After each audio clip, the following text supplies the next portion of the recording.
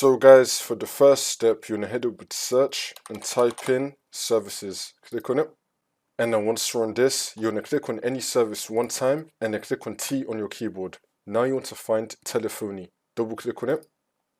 Make sure that you have the startup type on automatic and then click on start, which will now make the service status running, and then click on OK. Now we're going to click on S on our keyboard. You want to find Secure Socket Tunneling Protocol Service. I'm going to make this a bit bigger. Secure Socket Tunneling Protocol Service. Double click on it. And then do the same thing. Startup type, automatic, and then click on start, which will now make the service status running. And then click on OK. And now we're going to click on R on our keyboard. And now we're going to find Remote Access Auto Connection Manager. Double click on it. And then do the same thing. Startup type, automatic, and then click on start, which will now make the service status running. And then click on OK.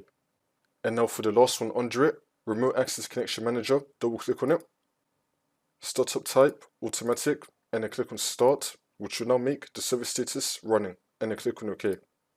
And now for the last step, you just want to restart your computer, and then the problem should be fixed.